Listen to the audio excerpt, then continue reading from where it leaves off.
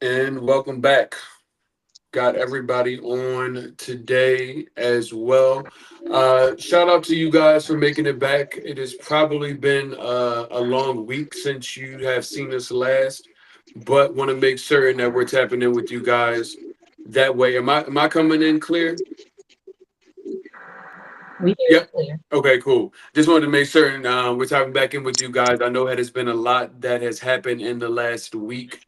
Our group chat between that and what happens on social media, I think there is enough to talk about today. So thank you, ladies, for coming back. The Roots and Routes podcast. Welcome to all of the people that happen to be joining us from wherever it is that you may be tuning in from. How you guys doing since I last seen you? Wonderful. Hi guys. Sorry, we still up here trying to work with our software, guys. Everything's been good. We had a crazy day today that we can't say on live, but all, all is well. Thank you guys for all of your comments after our last show. We do read each and every single one of them. So we're excited to just shoot the SHIT with y'all today. Yeah. And I'm coming, I'm feeling pretty good. I mean, doing what I can off of this kind of dummy mission that was Bogota.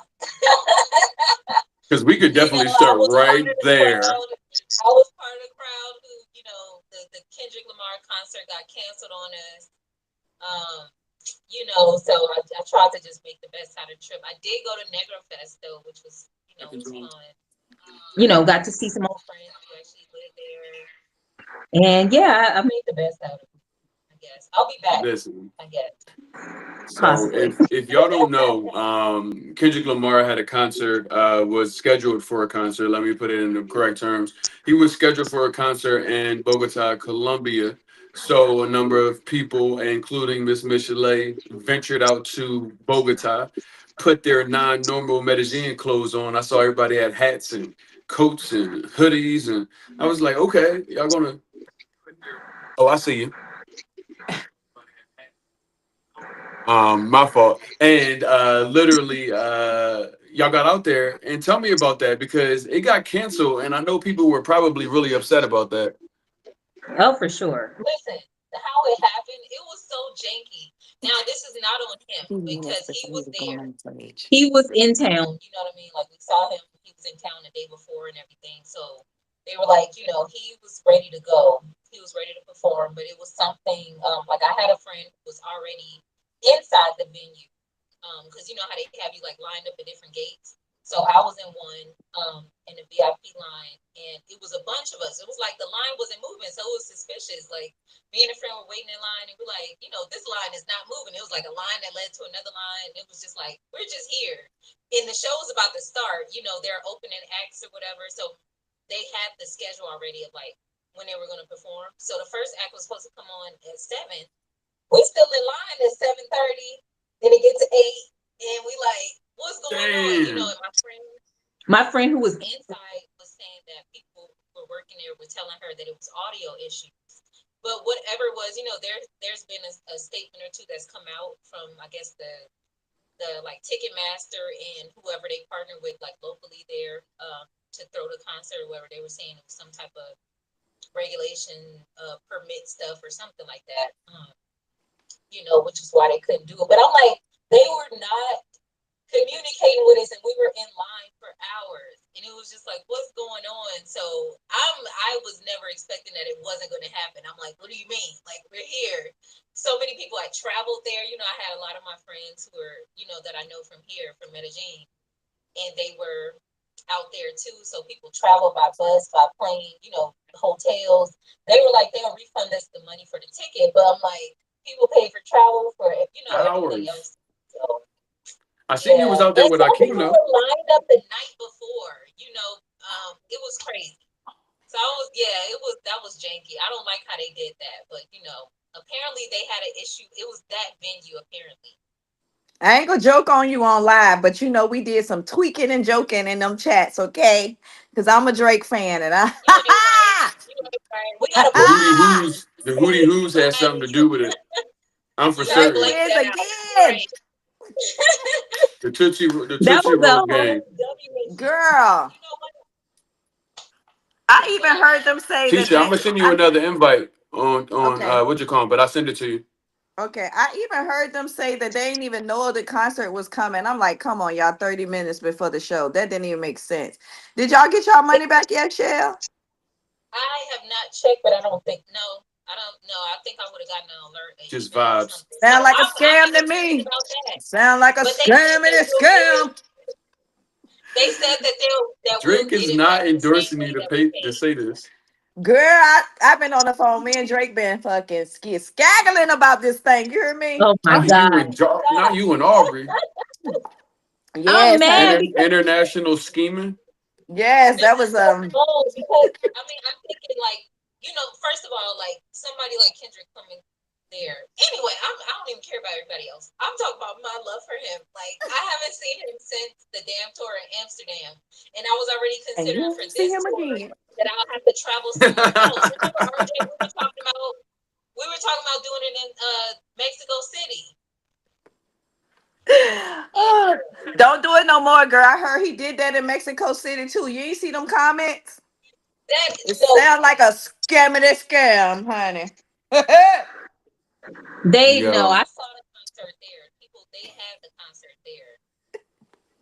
No, let me yo, stop. I that's like Kendrick hilarious. Lamar, but I'm just loyal to the soil. Y'all know that. You are not from Canada. What soil are you Right. claiming? We Like, what when we is when we this? locked in when we locked in with the first album, I was locked in. I was locked in. oh See, but see, Lord. I had love for both of them until there was beef. I gotta pick a side. See. Listen, you are Mm-mm. wildin'. Let me tell you. You must be all RJ, right because you I be don't know how to using do that the TikTok right thing. So, words. Yeah, I look, just. but no, what was so Oh funny though, snap! for real? Because a lot of y'all was out there. A Hold lot on. of my friends My were out bad. there. My bad, bro. I Okay, have to. Hold on. I got a thousand things. TikTok is outrageous. who Nah, is we're that good though. person? That's what I'm saying. Like, I went to push a button to try to get you, and I just seen the dude like, "Hello, how you doing?" I think he was See, trying to come on and talk to me about this Kendrick. this what happened when you over 35 and you got to get on all these platforms to try to reach the people. But that is freaking hilarious. You said you was on the phone with Drake talking about that. But tell me about Negro Fest though, because a lot of people watching don't even know what that is. Um, and tell them about what that is because I am familiar. I don't know if Tisha has been, but it is a hell of a time in Medellin. So I can only imagine what it looks like in Bogota. No, it's cool. So, yeah, it originated here in Medellin. It's similar. If you would think, I believe the owner said that he was, or the founder, he was inspired by like Afropunk. So if you think of that type of festival, you know what I mean, where we have music, you have vendors, all people from um, vendors, local vendors, but like around Colombia, um, all Afro inspired, with black owned businesses and stuff, right? So, yeah, it's a celebration of music, of culture, of blackness, throughout the diaspora too. So similar to how Afro punk runs, that whole celebration thing. It's fashion. It's a fashion show. It's like, man, we were turning up though. I gotta listen to more music in Spanish. I have my playlist and I got some friends who like they share music with me or whatever. And when I go to some parties, like I'll hear stuff and I'll save it. But you get to see some of the people, who like sing these songs or whatever, like songs I have on my Spotify playlist. So it's real cool. Like the energy of the crowd. It's like we really the same. Like, And oh man, it everywhere. feel like a big kind of family reunion type of thing. It was nice. Nah, I know in Medellin that thing is always one of the best times. It's like, yeah, because I'm like sometimes they're rapping so fast, I don't even know what the words are saying. But I'm like, yo, I know this beat, I know this rhythm, and it's like, yo, they sound like somebody at the crib. I know when we Mhm. had gone out a couple of times, and Alexis Play was is one of the bigger artists in Medellin, and I think people say that he's like the Colombian Kendrick Lamar, and Yeah, that's what he remind me of. see, Yeah, these like things he are got like a important to know. revolutionary. Yeah, he like cool, you know what I mean? He got like the, his swag or whatever, but he is like the messaging and everything is like positive, inspirational, kind of black power type of thing. But it's, his flow is dope. And I do want to be more intentional about that, about like learning more of the lyrics and stuff. Cause you want to be a part of it too. Like in the, everybody is singing along. And I be knowing the tunes of some of them, I can sing the hook, but they got their dances and stuff to it too, so it's real cool. Nah, that's love. That's I think Negro Fest is a super dope, and it's not obviously everywhere. That's why I always talk about how dope Medellin is because people are starting to hit me up and saying to go places. I think we had talked about that. Like guy was talking about Albania, and I'm like, I think it's important for Black Americans to at least go to places at just to see. You don't have to go live there forever, but at least to see what the African diaspora looks like abroad, because our understanding of what we've gone through, done, been through, it is a global experience when you get out into the world and you see. And I tell people, back at home, like, okay, Black Americans are a very large population of Africans, but there is a bigger population in Brazil. And there are Mm-hmm. slavery came from hundreds of years before people that are now Black Americans were even brought to America. And I'm like, moving abroad to a place like Colombia, going to Negro Fest, it gives you the opportunity to learn a little bit more about the African diaspora. From a global perspective, can y'all talk to me about some of the things that y'all have seen outside of Negro Fest, where you've been able to learn a little bit something different about Black people abroad? I think one of the things that was shocking when I first did a history tour here in Colombia was pretty much this what they teach us. Like that's the only thing about us is slavery, but it happened everywhere. Like literally, Spain came through here and did horrible things to them here. And I didn't know that. Like growing up, we're not taught that. Also, in America, you're only taught like the light skinned Colombians, right? But which is such Mm-hmm. a stark difference when you come here because Afro Colombians are everywhere, are on graffiti, on the walls, in the office, doctor's office, everywhere. It was the first time for me seeing our blackness displayed beautifully. Like if you go to Cartagena, you see all the artists, all the pictures is of women of color.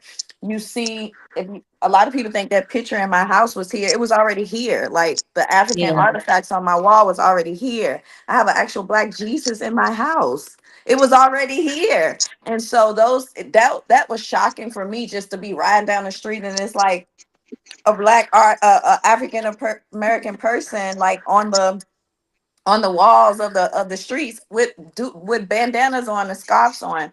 So I think it's something that is still not shown in 2025. So when you come over here, you like, whoa, Yeah. whoa. And Well, where then they been?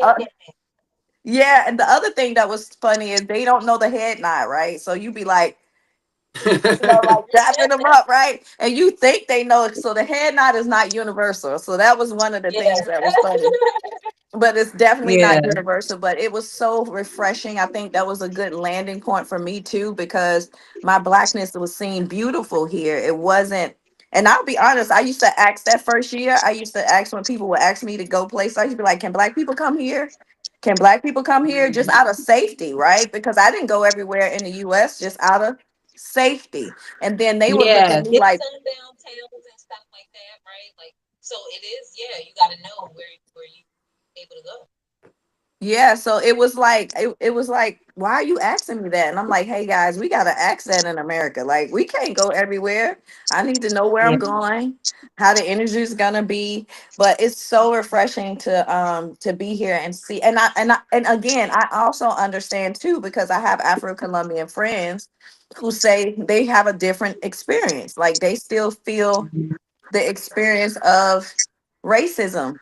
But For Hmm. some reason, I don't know. It's so weird. It's such a line, right?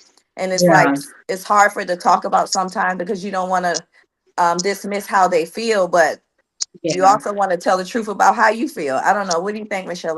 Ne- I mean, well, my background too. I mean, my degrees in Black Studies and stuff, and since I've been traveling, these are types of conversations and like research and stuff that I do. And so I happened to know about San Basilio de Palenque, which is near Cartagena, um, about an hour or so outside of Cartagena, which was the very first free town in the Americas, period.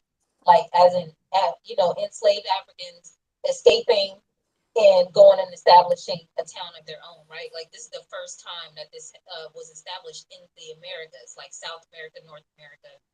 And so I knew about that there. And when you go to places like that, you see a very African presence, right? Like, it reminds me of somewhere I've been in East Africa, West Africa. So, like, it's a very familiar thing because we, as people, even though we change our place, what's in us, what we learned, you know what I mean? Things that were carried back from home are still with us, right? And so you see that as very present there. And I hear the same thing. I haven't been yet, but Choco, which actually I decided to wear a shirt today from a local Afro-Colombian brand. And it's like a map of Choco, which is in the South Pacific. And the presence of that's where a lot of the Afro-Colombians, even a lot of them that you'll see like in Medellin and stuff like that, like from this region, a lot of them come from there because that's, when you think of that type of in that area, near that area, there were like that's where a lot of the plantations and stuff were. A lot of them still are settled in those regions. And so you see, as far as the racism, while it's so controversial, I see it often on social media conversations and stuff sometimes where you'll see like non-Black and non-Indigenous, Colombians saying, "Oh, we don't do racism like you guys do in America, in the U.S." They love to say like, "Oh, we're all one," and then you'll see the Afro Colombians because a lot of my friends here are Afro Colombians, and I know a totally different reality. So I'm like, I know that that is not their experience, and they'll be like, "Well, hold on, you may not know Mm-hmm. about it, but they like we don't say Afro Colombian, we just say Colombian," and it's like, well, no, because that's an erasure of people in their struggles because they have not fully confronted it just the same as we haven't, in the U.S. It's like we know it happens. A lot of people don't know that slavery happened here, that there were plantations. You go to Cartagena, the old town, the old city, and it's the same when you go to the coast of Ghana, the coast of Senegal, anywhere. The slave castles look the same. These Yeah. were the Mm-hmm. same like colonizers and stuff who went around the world throughout the diaspora. Throughout on the slave trade and stuff. So you'll see these influences, and I think that it's easier because in the U.S. we don't really consider or like Latinos are considered brown, so like a lot of people here in Mm-hmm. Colombia, they're like, "Oh no, we're brown," but like Spain is in Europe, so like the ones you ain't got African in your blood. You are European still. That is still European. So whiteness exists here, but they're like they consider themselves white. A lot of them do consider themselves white, and when they come to the U.S., we know them as brown. Like people consider them brown because if they speak Spanish or whatever.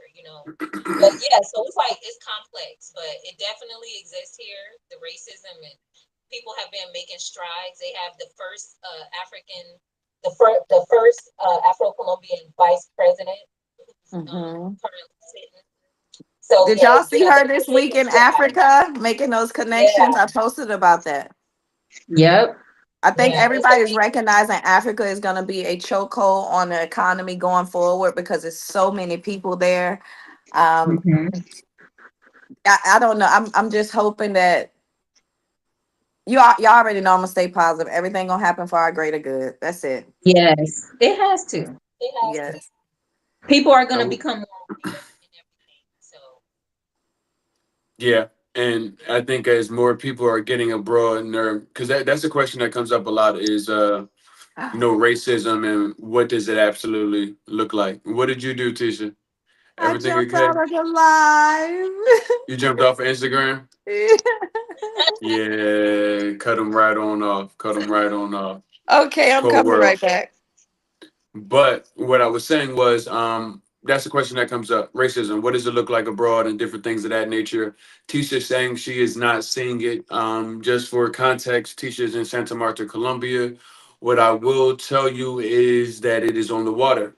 So, places on the water, Pacific coast, or even places like Santa Marta, Cartagena, there are going to be one natively a lot more black people that are easily present.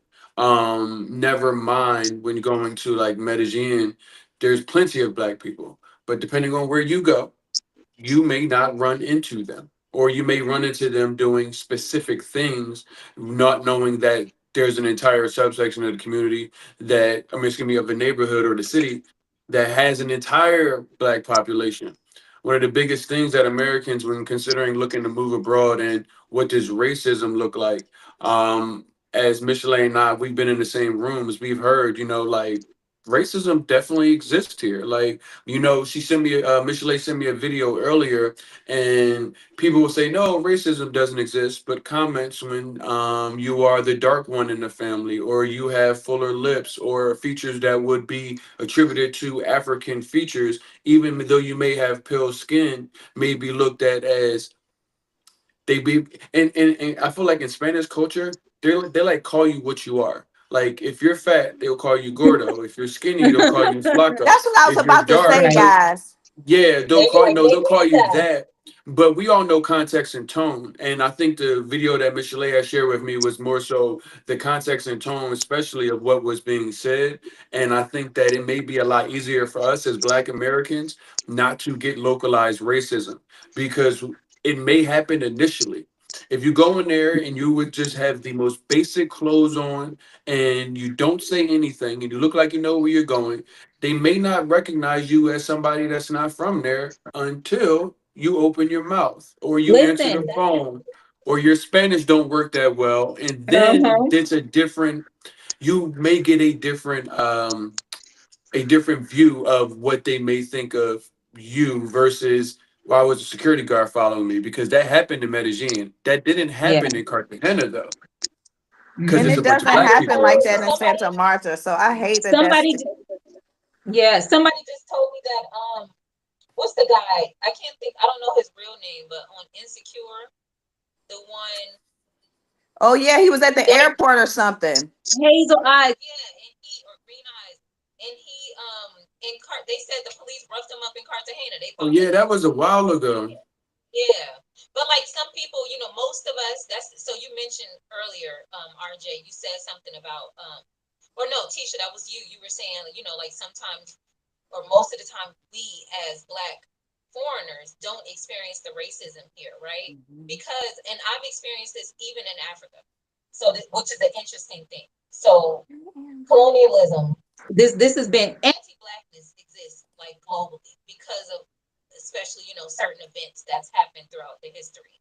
So a lot of us think of slavery happening to us. And I want to just also comment that like a lot of us in the US are very ignorant of other people's histories. And the same applies to other people, right? Like everybody doesn't know our history. And a lot of us like tell me what's another country's Independence Day? What's their Juneteenth? You know what I mean? Like when we start to learn stuff like that, it's like, oh, we can see how many things we have in common. But like when you go to other places, like when I first moved abroad and when I started traveling, I was in Africa a lot, and Hmm. so in different countries, and so a lot of people didn't know. They were like, but where's your father from? Where's your grandfather from? You know what I mean? They're thinking that I'm Yep. denying my African roots, and I'm like, well, you don't know, you don't understand how slavery I worked. don't They know bred us like it. animals. Yeah, I'm like they bred us like we don't have that same connection. Many of us don't have Mhm. that same connection to be able to be like, oh, my family came from the so and so over here in this area. Whereas Yeah, that's when not you are happening. over there on the continent, a lot of their cultures are very connected to their people. You know what I mean? Their naming. Where they get their names from, certain traditions and stuff like that. And it's like, well, we have been disconnected and it is out of ignorance that we don't know because of how, how it was set up. But yeah, it's the Mhm. same thing, going back, a lot of things that they experienced over there. So I got privilege, being a US citizen, being It's in some countries. it's kind of And it's crazy to like, say, like, yeah, some yeah, of us are more privileged slaves than like, it's so Yes, weird. The it's conversation a makes real you, thing. it's a real thing. Hmm. But I don't know. I think ignorance is gonna be everywhere. I don't want people to hear our show and say, "Oh my God, I can't go there because it's just racism." You don't. It's No, not yeah, seen like that. It's not. It's definitely not seen like that at all. I can't speak for Afro Colombians. I can only tell you guys of examples of what they've gone through. But for us, which is sad to say, we're looked at as the upper echelon, I guess, because we're foreigners and they assume that we're just filthy rich, right? And because that's you too, got more money. Yeah. because we got that money, so that we will probably never experience what's happening, right? And so Hmm. talk about that. Like, I had a great conversation this weekend with a content creator, and I was talking to her about, doing my page and all this stuff, and she came to me and was like, when people see, and it's for all of us, this is a good conversation for all of us, because we're trying to help so many people with the podcast. When they see our page, they see it so far this up here, right? They see like, oh my God, they're there, they've been living abroad, they're doing it. And most of the people are following us are here trying to figure out like how can I make the jump? How can I take that next step? How did she get from here to here? And was saying that we should Hmm. start from the freshness of it, like the fun of it when we were sitting back home just like them, and tell our stories from that point of view, because it to them we are up here. And I'm like, really? Yeah, That doesn't and so that was some feedback that I said, oh, I got to bring to my team, because we've had years in this, right? So we're assuming everybody yeah, that's following us been following us for the whole time, and they already know how we started this story, how all of us got abroad, yeah, and many don't, right? And I think what yeah. she's saying is, the gap is so big, and we got to just dumb our Yeah. conversation down. So I thought that was something good to bring up tonight, to like talk about like Okay. day one, RJ, when you was like, America is enough. Day one, when you were like, I can really do this abroad, right? Because it is still, we think it's easy at this point, right? Because we know what life is like being abroad. But to them, they still see this as like a Achilles heel. Like, what do you mean leave the only family I know? What do you mean leave America? Like, what's going to happen to me? So I thought that was a good conversation to bring up tonight. Like, how can we simplify it so the people who are just meeting us, who are just learning about us, can understand how to make that leap of faith, and just do and create a better life for themselves. Nah, that's real. That is real. I do. Let's actually get into that. But I do have a live question, and I have put it up there. And then we're gonna go right into that topic about why the heck and what started it. For sure, because I think that is definitely good to meet people there. The question was: is Medellin still open to foreigners, or have they become cold to expats like in Mexico City? Uh, I don't. Mm, I think there's more angst online than there is in person, mm-hmm. and Medellin specifically. There's a lot more people that, and probably them people don't even live in Colombia. They may be Colombian living somewhere else, because I don't walk around Medellin and feeling like people are like, "Why are you here? Why are you?"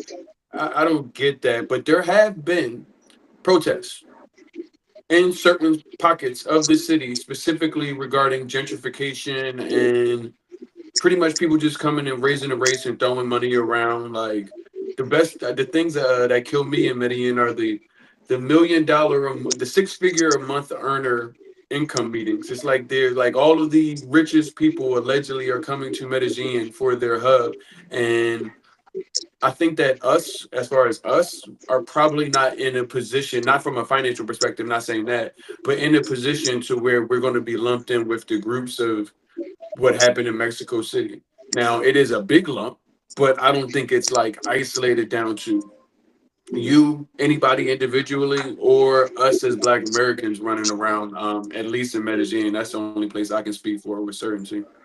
I've definitely, like you said, there have been protests here. I speak to my students, I teach English out here too. So, and I have, multiple friends who are from here. So I talk to them about these things. Maybe I'm missing something. I'm not watching like their local news or something.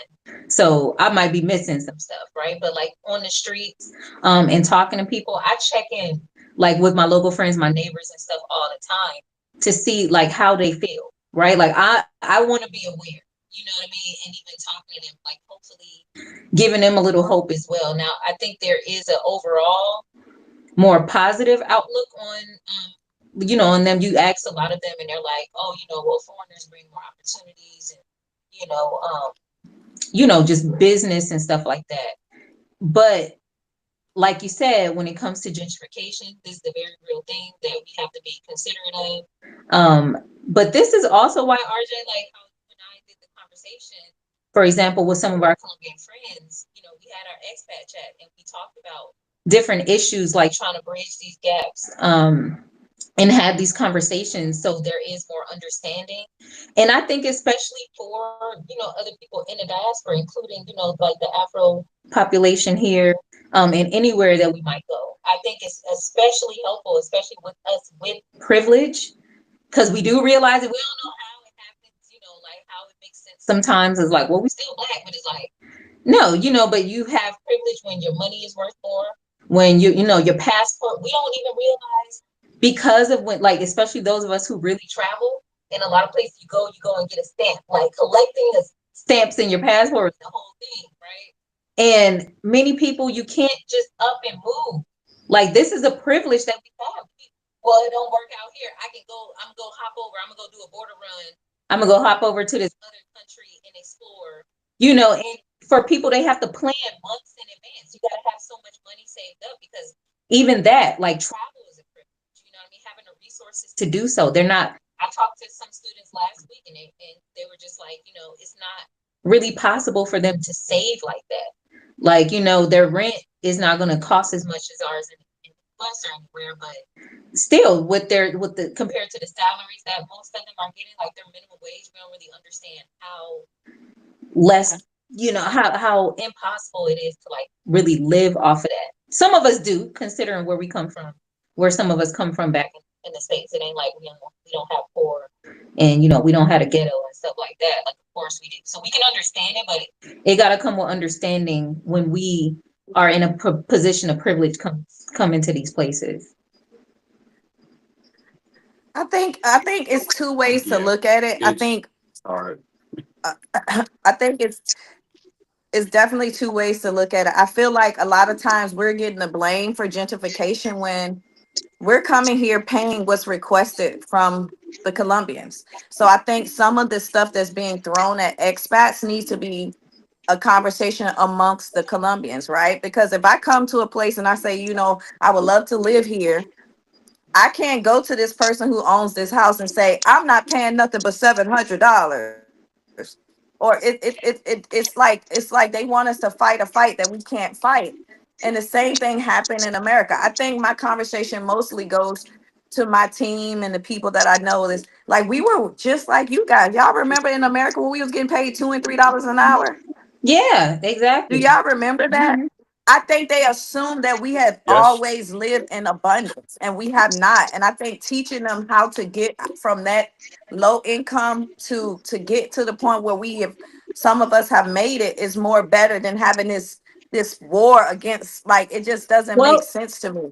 can let me just say so on that. I agree. I totally agree that it's something that internally should be happening more. For example, there's a place I went exploring over here in Antioquia. It was like on the countryside, right? Like in the mountains. And so what I learned about this community is the ecotourism company and how they came to establish that. It's like you see mostly, other folks coming through their towns, they're like really tight knit communities and stuff. It's like all the neighbors know each other and stuff like that. So they would see foreigners start to come in. And a lot of foreigners are just very ignorant, not knowing how to communicate, like through language, through knowing cultural norms and stuff like that. And so like they'll see them basically coming in on their land. Like you're in my backyard and you're not saying hi. You over here exploiting, you leaving trash. Right. So talking to these people, they actually got together as a community and they were like, look, this is what you guys are able to access. They set up certain like what do you call it, like cabins and stuff, like this is where these are the accommodations and these are directly benefiting the people from this neighborhood. These they went and paved some roads and they went and did some little things and they established their ecotourism thing within their community. You know what I mean? And like honestly, a lot of times like structurally that's not there. You know what I mean? In a lot of different countries, that Yeah. the infrastructure as far as setting up, like establishing certain things. So like with regulations, that's why I feel like all out in the open. It's so much opportunity, which it is. There's a lot of opportunity because it's not regulations like that. But that is still structurally up on them, and a lot of times people in their communities, they don't want to be taken advantage of, but they don't necessarily have that power and the resources all the time. But some of them are doing it. I just want to acknowledge that. There are people in certain That's dope to who hear, though. are setting that up. And they're like, look, if you're going to come here and benefit and be able to, take advantage of this stuff, then the people in this community are going to benefit too. That's a And I definite think another way to definitely look at it. But I just don't understand that argument of like y'all got to remember the same thing happened in America, right? And so Mhm. I don't know. I think there's something needs to be set up that we can do. That's probably one of the reasons why I do a lot of business here, so I can give back in that way. I can provide consistent jobs to the people here, and I'm always pushing them Mhm. like, y'all, nobody gave us a handout. Like literally, y'all see us like this all this money. No one I remember when we made that much money, right? So talk to them about how to get up out of that, how to have a work Yeah. ethic, how to not quit every Monday, how to be the best on every job that you go on, because Mhm. I have a whole different construct here in Santa Marta. Like we have a laid back lifestyle. Medellin, you guys are in a city, so there's a whole it's a whole there's different a different dynamic. I hustle. So I think agree. it's a different hustle. So I think we're gonna always have different um ideas or experiences in that arena. And I think what helps them more is like teaching them how to get out of that, right? I Nobody's coming to save So y'all. I think And Tisha, nobody's I don't think it's Well, an either or. I think it's an and situation because, like, how we're doing, like, for example, I absolutely love what you are doing out there in Santa Marta. The opportunities, how you deal with your team, the opportunities you provide. I know how you give back, and that's so valuable. Also, how we, RJ and I, like I said, we have conversations that we set up amongst people, locals and foreigners, so we can have these conversations. And it's gonna take like fortunately for us as US citizens, based on our education, right? Like we learn about all of these moguls, you know what I mean? Of they the industrial revolution, all of these things to where we are sold this idea of like this American dream and we can do anything. So a lot of us we are able to also see how these things are structured in the US. Like we are privileged to be from a place where all of these industries exist and stuff that don't exist other places yet, or not at least on that level, to create like possibilities for yourself, right? Like the very real thing is that a lot of people don't have running water. They don't have shelter, like stable shelter and food and stuff like that. So that's not how is that? How am I thinking about being a millionaire when I need to think about eating and sheltering myself right now? Like that's a very real thing. So if we are doing things like to give back, like the program that I started, and things that I do, it's more about teaching them how to fish rather than just giving them fish. It's not about charity because I don't have it boom. like that to give you all of my resources. You know what I mean? That's So what it's I'm like, talking about, teaching them to how to get it, because nobody right, gave it to us and the government ain't gonna give it to them. How to build right. community, how to figure out this water thing, how to figure out these issues. That's what I want, because it we can't just throw money at it. Yeah. It's It I handicapped. just That I don't know. but hold on, y'all. Y'all remember we started this conversation with gentrification. So yes, because it was starting, religion started with gentrification. So let's bring it back Uh-huh. around because y'all have to. I think what we started with is, well, gentrification happens everywhere, but what there's a two-part scenario when it had comes to abroad, and we all of us, I know for a fact, are doing our part, which is trying to educate people on life, how much things actually cost, because anybody that's a business owner, poor Colombians, we're not renting from them. Or poor people in a local place, they're not the ones that are renting the houses. They don't own the properties. It is the more affluent people. But if somebody and you're used to renting at $700 comes in and their rent is $3,000 in the United States for a box, and listen, you see it on the web. Go on any Facebook group. You see, I have a $3,000 USD budget, and I'm looking for a two-bedroom apartment. Who's going to say no? Because people are actively saying, "I've got $3,000 to spend," even though the apartment only rents at 500. So we have to one try to do our best, but we can't do that. That's a local situation of saying, "Hey, the owners don't go making everything this price because here come these people and not knowing anything and they're willing to pay it," as well as educating the Americans to understand that don't walk in a room and show all your cards. Why don't you ask somebody how much things cost? What? These things are all nuanced Yeah, down to that, but we can't do that and grasp yeah, everybody. But that's what should happen, yeah, honestly. Meeting in the middle yeah. with I that. think Also, I my experience just as a creative and as a person, like as a wanderer, and I've traveled to a lot of places, and I love exploring exploring the the market. markets, for example, most places around the world, it's like a bartering system. In some places, it gets extreme. You need to sit down. You have to exchange greetings. They offer you their Negotiate. coffee. It's a conversation before you buy something. So you could get frustrated. If we come from a place where we used to seeing a price tag, and that's the price. Otherwise, you got to Know how to barter, and that's part of the. It's like it's a Yeah. cultural thing too. So it's like a lot of us don't realize that that is a very real thing as well. And they got to feel your energy. They won't do it.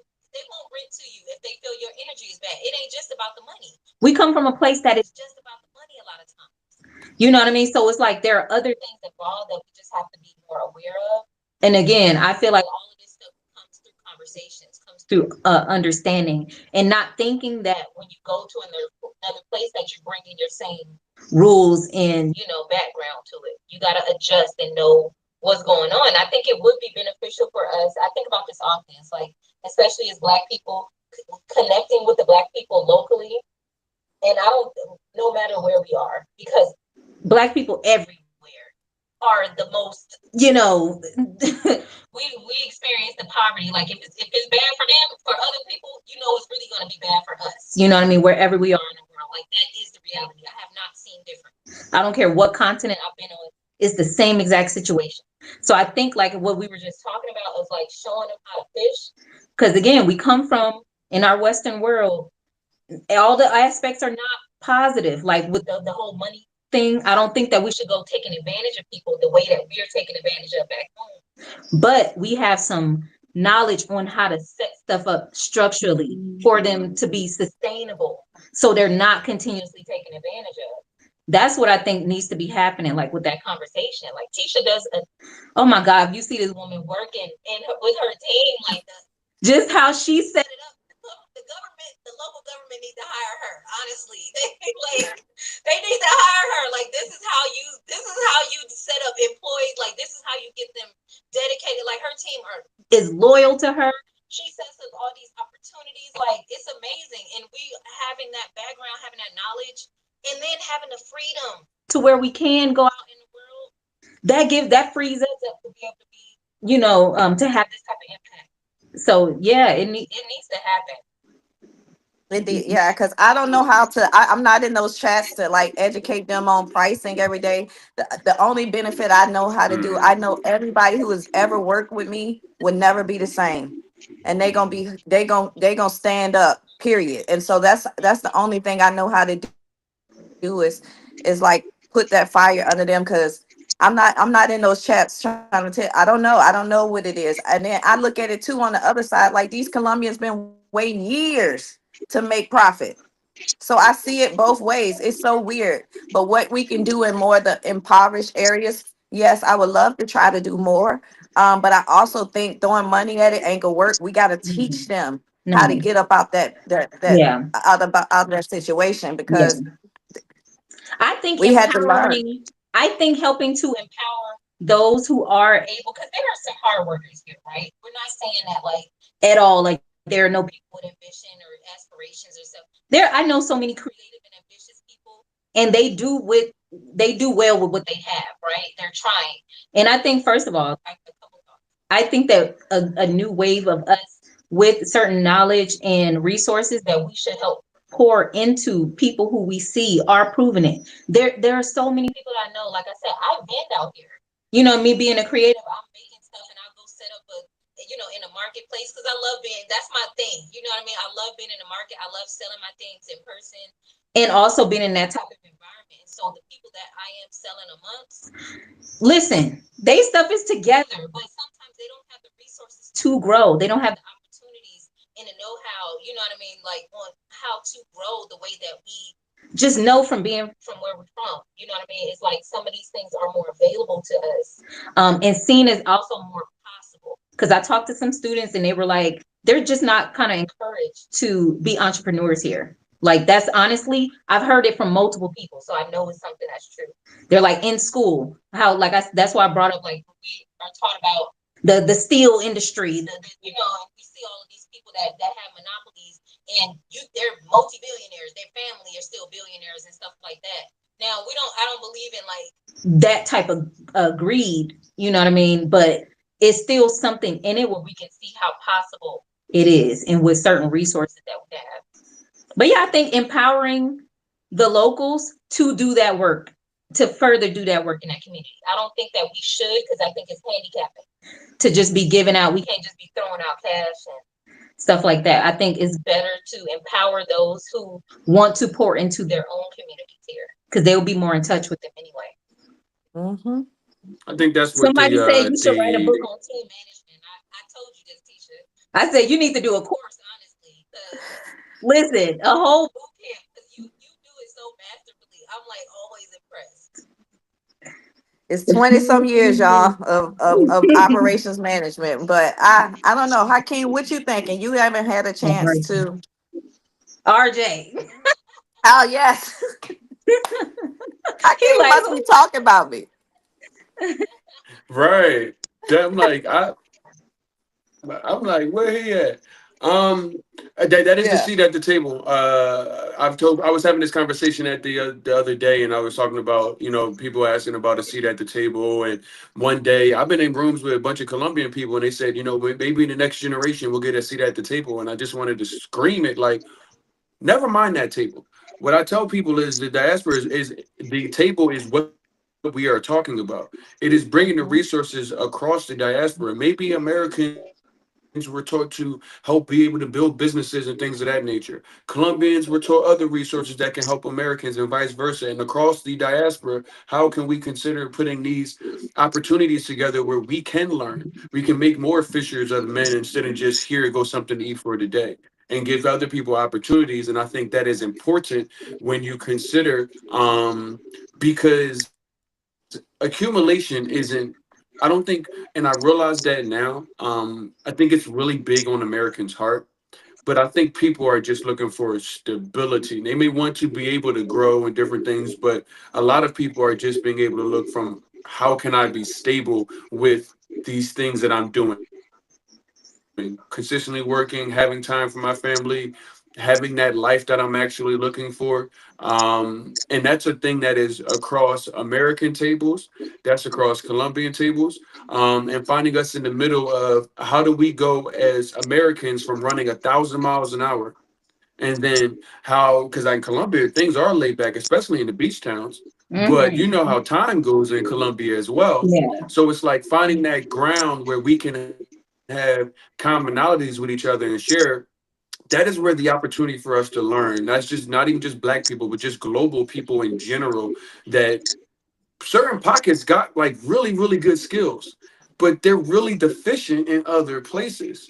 And we can actually be in a position to really like network and build whatever the community it is that we're looking to build by sharing these resources. So you guys are definitely doing a great job with that. I do want to circle back to that convo because you're right, Tisha. A lot of people are not where we are, and we think of our lives as this is just our life. It's just normal. You just get up and you go down to whatever, and it's just. But that's not where a lot of people are. I realize that so many people are still in America trying to figure out like, okay, I understand you're there and you're telling us what it's like over there, but how did you get there? What was the Get reason why there. you even left? So I will tell you guys this. Mine was not politically motivated. Mhm. The reason I left had nothing to do with politics. It had nothing to do with even with COVID. Um, it was a culmination of a bunch of things. One, I didn't have everything, but I had everything that I thought that I could possibly want. Like I had the car, I had the clothes, I lived in a nice place, and it was just more accumulation of stuff. So that was one thing that was definitely in the back of my head and thinking, how long can I go? Am I going to make it to 65 with all of this stuff and really have lived the life that I want to live? But that wasn't the biggest thing. The biggest thing was the dollar amount just kept going up. And as an entrepreneur, even making good money, if they keep raising the amount, I don't want to keep having to go work more or start charging my customers outrageous rates just to be able to afford the lifestyle that I want to live, which is just peace and happiness. So it was like, how many times can I sit here and take a $5,000 a month budget and now it's at $7,000 and now it's at, and then it just America, because everybody, no matter if moving abroad is on your radar or you just travel and want to see everything, vacation and those that day before, when you got to start putting all your stuff back in the bag and you get that dreading feeling of you going back to your normal ass life, you like, Yeah. what if I could do that all the time? What if I didn't have to go feel like I was dragging my ass back to my normal ass life? Not saying everybody's life was normal, but those were the reasons why I left. Never mind, y'all know Jazz. Jazz couldn't eat anything. It was a matter of us not being able to eat food there. Bread, certain wines, poultry. She's like, I can't eat anything. And it's like, well, she's going to eat water and celery for the rest of your life? There, there were so many reasons, but it was like, okay, now what do I do? Now, I'm going to stop there because that was honestly the straw that broke my camel's back. What was it on you guys and that was like leading up to, okay, this is what I did once I realized this was enough? I think it was a combination of everything you just said. Like I was buying all my food from like Hello Fresh. I had did the farmers market. I was past that. I was past Whole Food. I was just like I don't want it to come from America, right? So we were just doing everything. I was vegan. I was inflamed. My knee hurt. The crime, the over sexualization, I think was too much for me. Like on the TV, I remember growing up, they would just kiss on the TV and it was a big deal. Like your parents would cover your eyes, like, oh my God, they're kissing. And now they full blown having sex. And at that time, we got a child, we got a son. And so it was, I think it's never one thing, right? It's never one thing. It's just it's like, okay, again, like we making six figures. My husband's making six figures, just like RJ said. It's like, when is it enough? Like, okay, now our expenses 10 grand a month. Like, okay, we ready to go. We got to get a bigger house, right? Because that's what they said. Now it's, oh, get another house, get a newer car. It's like, what? This is nothing made sense. And then in the back of your mind, you also worrying about 401k and do I have enough to retire? And then it's like, I'm looking at my parents and they still working. And I'm like, wait a minute, something about this don't make sense. And you guys got to remember, again, I had never traveled out of the country, so fear is not real. If you have the desire, if you have the inkling, you just make the jump. You don't have to be like me. I settled. Travel. Michelle Lake gonna talk about how she did this even before we was even thinking about it. I mean, 12 years ago, girl, I don't even know what I was. 12 years ago, I was Listen, climbing that corporate ladder, right? I Thinking that's what I was supposed to do. still Boom, had boom, boom, boom, hair boom. 12 years ago, y'all. Yeah. yeah. Listen, that ain't never because I think for me, first of all, me being a creative, I knew that my energy, I felt stifled there. I saw how they try to kill our spirit, and it's not impossible. A lot of us see a lot of success there, right? Because it got to be in us too. And our people, just knowing the legacy of our people, look at all that we've accomplished. Look at all that we've overcome. It's not impossible, but it's not the healthiest environment to be in. And I don't believe in staying somewhere where I don't feel like I'm going to be able to really grow like that. I don't want to constantly be fighting against the wave. I have a Ooh. spirit, and like how I want to move, how I need to move, it needs to be supportive of my spirit. You know what I mean? Like, I'm not trying, I'm not about to be, Hmm. I'm not built to be arguing with folks. I'm gonna have to be like my favorite ancestor, Harriet. You know what I mean? Like, I gotta keep that thing on because it ain't no way. I'm not arguing. I'm not justifying my being, me just being a person, and I'm not doing all of that stuff, right? And so Mhm. also I have a background in Black studies. Look, like I said, my degree is in Black studies, so I know a little bit more than the average person about our actual history. And so I'm like, nah, these devils ain't about to get, nah, you ain't about to trap me in here. Like, I get it. And so, like, some of my favorite revolutionaries had also lived abroad. And that's what also inspired me. I'm like, this is possible. People out here, like, I started traveling early. I joined a travel community early on in my travel journey. And I was just like, people are out here doing it. I'm seeing more people that look like me. Now, I was one of the younger ones at the time because I started traveling like my early 20s. And I remember, just working in a hair salon while I was in college. And so I'm my own boss. I'm making my own money. So I would literally write down like on the MARTA, I'm in Atlanta on the MARTA, on the way to work, like how many clients I need. I got a trip, I'm about to do, how much money I need. So I started making it very possible. It's very attainable. You know what I mean? So that's how I started. And so when I'm in these other places, I'm like, people are living and working and doing stuff like normal. So why can't I do that here? My And God. so I did a study abroad actually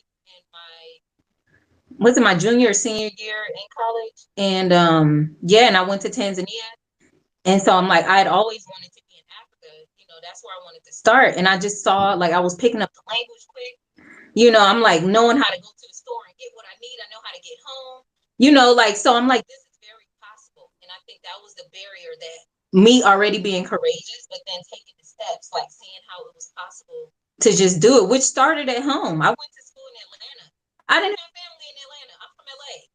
You know what I Mhm. mean? And so Same as me. that was already, I always count that as my pre living abroad moment, because Mhm. I had to, I ended up having people that were like family there, you know what I mean? But I didn't go there like my blood family.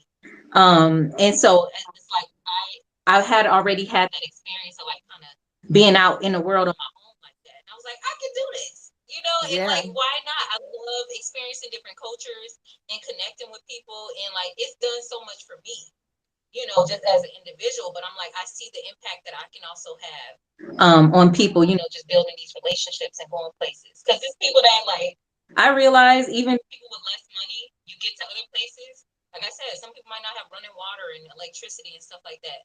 And a lot of people still travel. Like, I've met travelers of all different economic, circumstances or whatnot. And Michelee so was yeah, the I'm like, first solo traveler. She was the first solo traveler ever. listen, I had my struggling backpacking days back then. I done done, some hostels and some, traveling by bus or, on road and stuff like that. But yeah, I mean, that was just me. I just have a wandering spirit, and I'm just grateful that I actually followed it without, being fearful. Yes. That part. I think that part is the most priceless part. Like how you say, I never thought about it. Like, oh, I picked up and moved to Atlanta from Petersburg, from a small town, like by Yeah. myself. So I Mhm. never even looked at it like, oh, that was my first voyage, right? And Yes. I think people get so hung up on like family and all of that stuff. Like a lot of us haven't seen family in years, and we okay, and they We are okay, right? okay. Like we okay, and they okay. And I think they get hung up in thinking like, oh, I gotta be stuck here on this same block because grandma ain't gone and mama ain't gone. But when they leave, I'm gonna go and travel. That's crazy. That is Yes. Just crazy. imagine. Okay. Just imagine, like, just on A another lot of topic, people. But like on the same thing, A lot of people are not able to live their lives how they want to based on families and other people's expectations of them That's anyway. some people's parents. And, crazy. and family be fearful, and they have still that fear in them, like, oh, don't you get kidnapped, don't you see? I got friends who like they parents always giving them an update on, and it's like that was nowhere near me. Like I am fine. That happened nowhere near me. Like All I'm day. okay. Yeah. Yeah, That that is fear, crazy for they'll people to definitely put put their that life on fear on you when hold. you Yes, go to you try to. can't. Nah, I'm not. I'm not about to put my. I was never one of those people. I would go by myself before I let somebody else stop me from going. Because I remember even when there's y'all, everybody talked about going to Atlanta. Yeah, that was. I went to Atlanta too. From at 18 years old, I think I applied to every school that was going to get me out of Philadelphia, and I ended up settling in Atlanta. And it was a matter of my dad was like, "I'll give you a car. I'll buy you a car if you stay in Philadelphia or Mhm. in Pennsylvania, just any Pennsylvania joint." And I'm like, "I'm gonna be carless in somebody else's state, bro, because I'm out." And I left, and I'm out. I went down there by myself. I didn't go with a bunch of friends from high school. When I got there, I saw people that I happened to know, but it wasn't like I was like, I'm willing to go down there with little to nothing. To So nothing. it may have already been Yeah. kind of inherently in us, and then I Yeah. tell people because as entrepreneurs, we don't really have like a box that we fit in. We kind of broke out of the At all. box. But what happened in America was it started feeling like a box. Like it just was like I lived in Philadelphia, Atlanta, Florida, multiple different cities in Florida. I had literally lived in every state and city that I had wanted to. And it was like, what else is left? I've seen what it is that I need to see in this place with all of its shortcomings, with all of its craziness and the things that we mentioned. I was like, this is a box. And I've told myself I wasn't going to ever be put back in a box again. And now I'm Yeah. feeling like this entire country, from Maine all the way to Oregon, feels like it's just a little too small for me. And the things that go on inside of it, they're no longer something I want to subscribe to. And I think that is something because it's weird to hear, but it makes sense. That was inherently why we end up leaving wherever we were originally from anyway. Like, not necessarily in a negative way, like, oh, that's a bad box or oh, but it was just like, I think there's more out here, and my soul and my spirit is calling me to go explore it. You know what I mean? So That's some so of true. y'all probably have it in you. That's the first step in realizing that moving abroad is on your radar.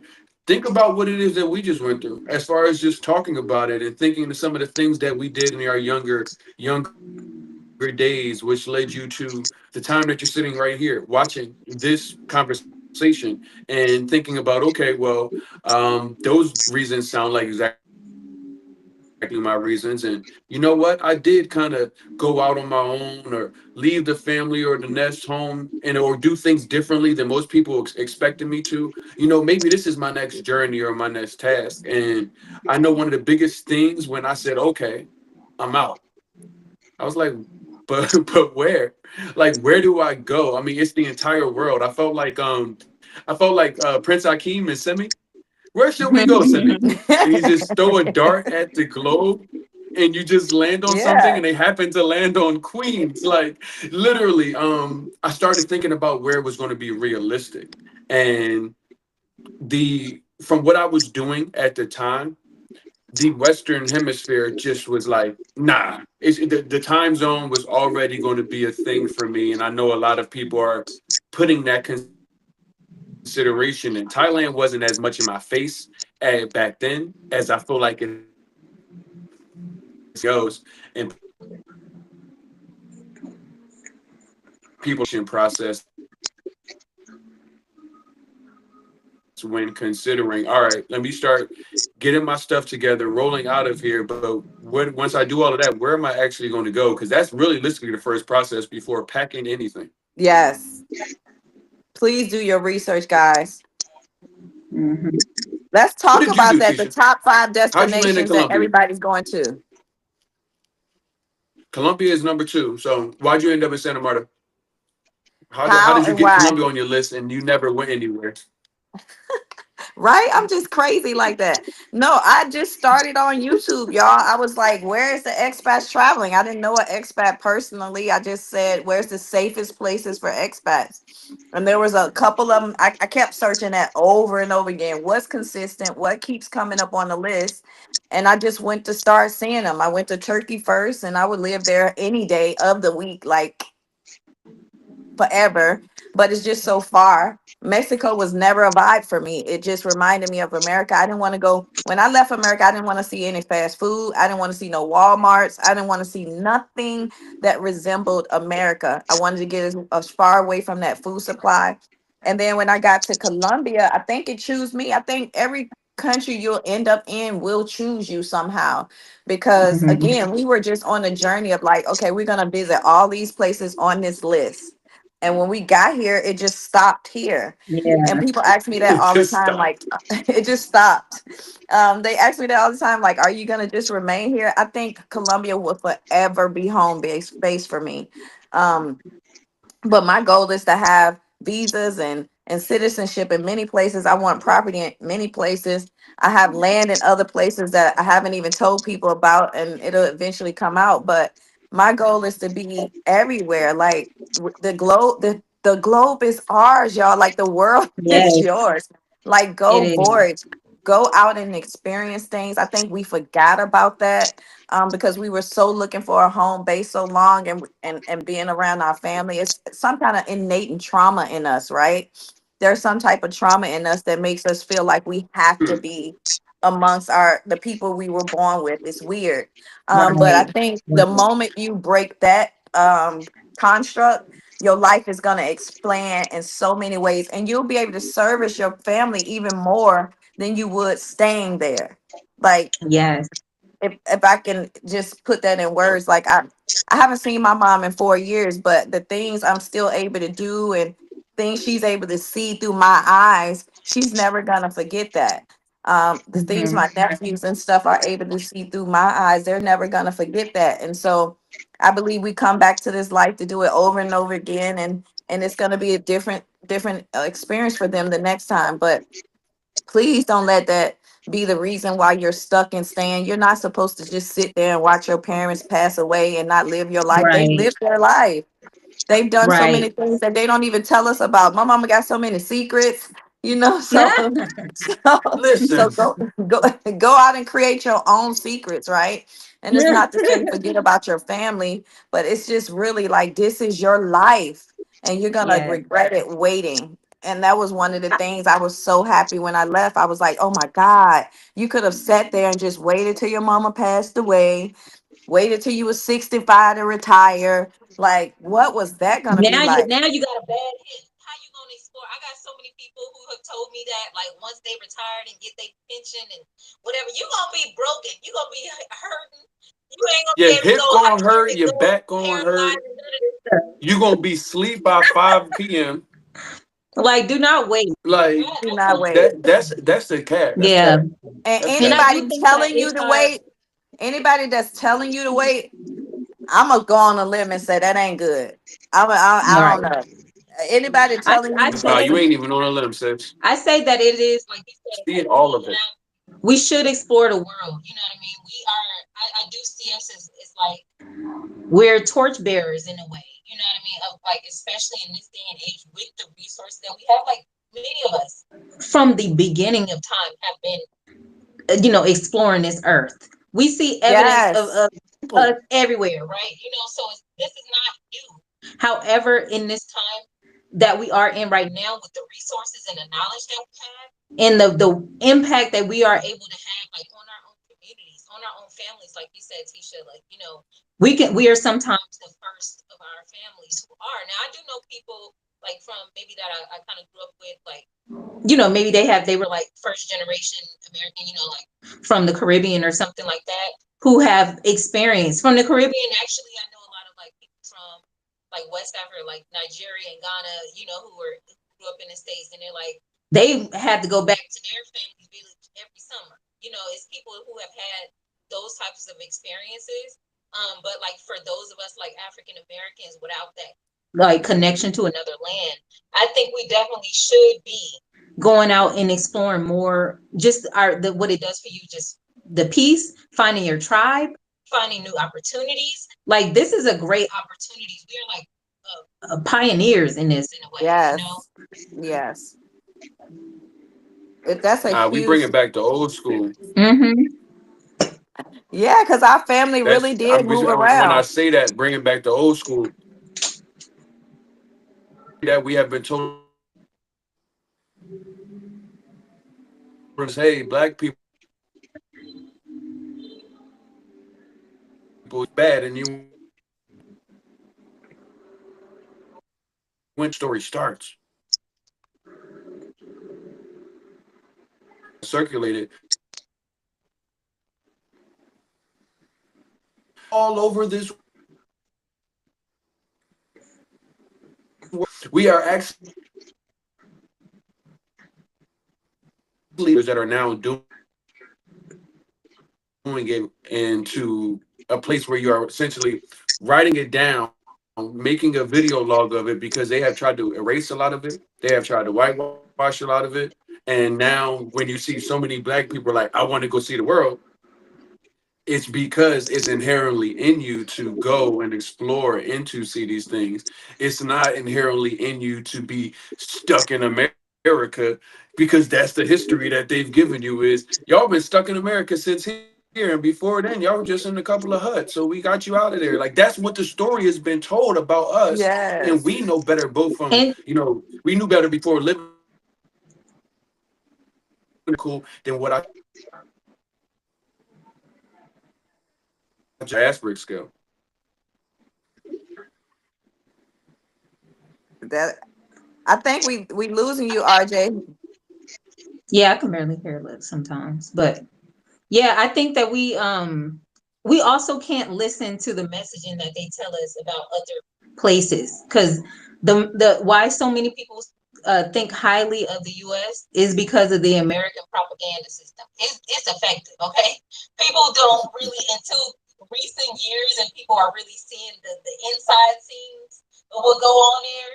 Like they see the craziness that we actually been dealing with for so long now. Listen, that you think that they're gonna tell us that it's better in other places? Like, is we have to see that for ourselves. We can't be relying on news sources.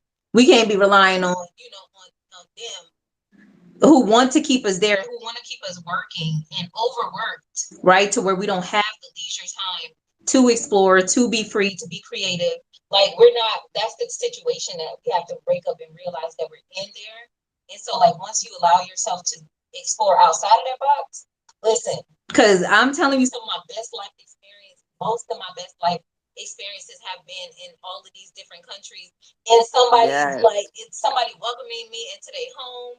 You know what I mean? Like having a home cooked meal, eating out of somebody else's hands. Like it's just been some crazy, wild experiences that I don't want no children, but I will gladly be telling my niece all of these stories, when I get older, when she gets older. Like it's so much richness that I'm gaining. And again, thankfully for me not being too afraid to go explore places. Like I love being in Africa. I love being in majority black places. And I've had some beautiful experiences, but let them tell it. These are on these are on the no go list. You know what I mean? So don't listen to all of that. You just gotta go see for ourselves. Please, y'all, please go explore. Nah, One question was, what's one myth about moving abroad you wish you could debunk for good? That's a good question. Mhm. one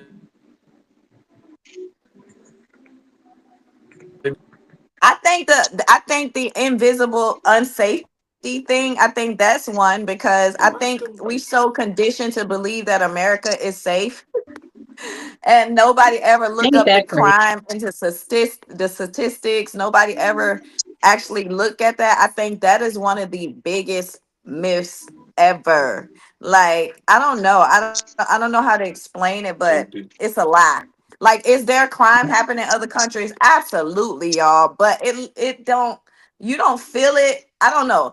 All I can say is the fear mongering is real, and until you go to the place, you will realize that it's not that serious. Now, don't be silly going up into projects and all this stuff. You didn't do that in the U.S., so why would you come to the different countries and Exactly. do silliness like that? Like what? And so no, You if you're did in your be in the normal projects. everyday life, living abroad, nothing's really gonna happen to you abroad, right? I don't Hmm. know. I don't club. I don't do any of those things like that. So I don't know if it's just a night like that they getting these rumors from, but I think that is a huge myth that keeps us stuck in America. Like Michelee said, the propaganda is real. America cannot tell you all these other places are nice and your nervous system is gonna relax and you're gonna age 10 years backwards. Because if everybody left America, who's keeping America rich? Who's keeping America the number one quote unquote company? I mean country. So they can't tell us, hey, you're gonna go and experience something that you haven't felt in a long time. It's gonna feel real, real good. And you ain't gonna Right. want to come back. They can't tell you that. You gotta pay them taxes. You got to keep the wealthy Exactly. rich. You got to keep their money. You got to Exactly. keep having debt because they don't make money until you create debt, guys. That is a trippy thing I wanted to say too. The other day my girlfriend brought my mail to me and I still got it in a box, and I got anxiety because I was like, damn, we don't even get like bills. We don't even get propaganda to tell us to buy stuff. We don't get any of that stuff. Like nothing is I Mhm. don't have a I have a mailbox downstairs with security that tells me of my utilities here, but outside of that there is no communication. I'm going to grab the bag so y'all can see it. But that is Okay. something you forget about. I've been gone what, Yeah. 4 years now. We don't get mail. We don't get those papers and all that stuff. Constant. So Yeah. bombarding us with advertisements, like, because that's the thing, and That's how that place gets. to be one of the richest places in the world. And because And look at, like, it's so much evidence of that. This is not stuff that we should be even having a debate is stuff now. Like, we know enough information has come out to where we know, like, the structure of our school system is meant to pump out workers. We're meant to keep making other people's dream. That's the American dream that people keep chasing. It's like you're working to make somebody else's dream happen. And I'm not saying everybody has to be an entrepreneur. This life is not for everybody. We already know, you know what I mean? But like, we just have to be more conscious of how yeah, how we this can was do in more. my PO box. that is crazy.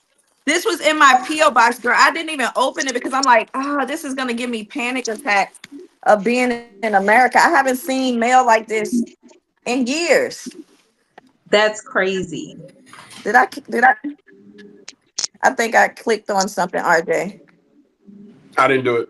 I don't know If what it's I broke, I did. didn't do it. Yeah, Nah, I had to switch. But yeah, so Nah, those are phone was acting up. okay. That's you. So those are some of the things like we take for granted, like just a relaxed style. Like you don't even realize the box that America puts you in, the pressure cooker, the insane like holidays do come here, guys.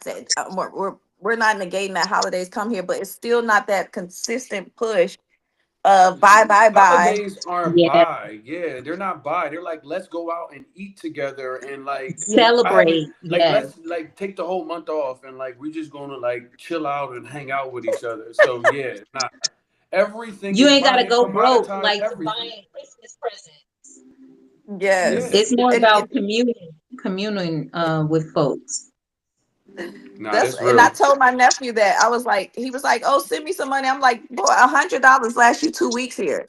I'm not sending because look, you can't even give a kid back home $100. They looking at you funny like $100. What This That's I'm my just a Uber dub. Eats.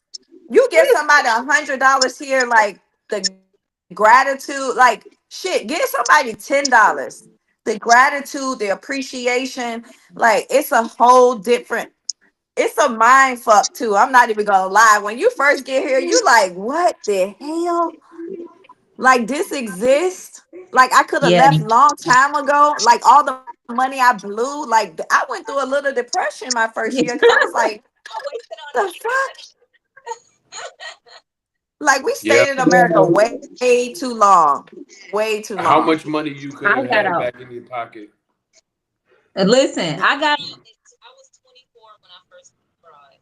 Like, and I was just like I said, part of that motivation was like, well, I already been living away from my family. We got technology, we got phones now, we can video call, all of this stuff. So what do you mean? Like, I've been away all of this time on the opposite side of the country. So going abroad was just the next step for me. And I'm like at 24 and I'm 37 now. It's Mm-hmm. crazy. It's crazy. And it's like it's so I hope that y'all see like how possible it is. I'm still alive. Ain't nobody, it's my house out here, ain't nobody got me holding me hostage or nothing. But yeah, it's like it's very possible. And I don't think it's even a such thing as like too old. I love I'm meeting more people now, like younger people who are in their 20s, and some of them starting out younger than I was. And I'm like, yes, I'm so grateful. Like, I'm so proud to see more of us doing it. So yeah, and also for us giving our voice to this type of thing, because it takes like a hand holding almost sometimes, right? Like into exploring new territories spiritually, internally and externally. So like, yeah, I think it's important for us to continue to have these conversations to let people know, like, listen, we ain't got jumped into no cartel, and it's more likely for me to be jumped into a gang back at home where I'm from That's than the it is LA in you. I In don't think they LA, jumping right? people into the cartel. right. I don't think you get I'm like, jumped into where the I'm from. cartel, Miss Snowfall. I got jumped into the car. I don't think it happens like that. Maybe you're right. Listen, I don't know. I mean, however it happened, I'm using the language that I know where I'm Yeah. Nah, It that's do be funny. funny that the things they think happen. Even still now, I've been here almost 5 years, and my mom still say when she get off the phone, "Be careful. You be from. careful. You be careful. Right. You You go to the like grocery I'm store and that'd be straight. your last shopping trip. Like, Yeah, yeah. you straight up there. Are Um. y'all okay? 'Cause y'all shooting out there for real. For real. Now we talked about the research and the intention, and we kind of hopped around with this because we're talking about it being things being cheap or communities being there or being able to be a part of this. But I want people to make certain that they are fully aware that not all foreign currency exchanges are the exact same. So you may go to a place that the cost is not, oh, it's just so much cheaper. You might go to a place where it is cheaper, but there is no community. You have to start looking at your and this is what we're going to probably end up on tonight because we're almost going on an hour and a half. But your whys. One of the biggest things, and this is all before we go about like what we putting in the bag or anything. That's a whole nother night. We got to talk about that. But like what you're doing before you leave. Once you got it in your head that you're going to move abroad, you started to look at the destinations. One of the biggest things that all of the people, maybe they're intentional enough to write it down. I tell people to write down, but knowing your whys is such an important part of the move abroad process, as well as conversely, knowing what you're looking for. And if you're new here, you might have been like, wow, that's profound, whatever. But if you aren't, you probably heard me say that before because it needs to stick. Knowing why you're leaving. Don't just think that it's only 5 reasons because when you go write it down, is five going to turn into 25, might turn into 55.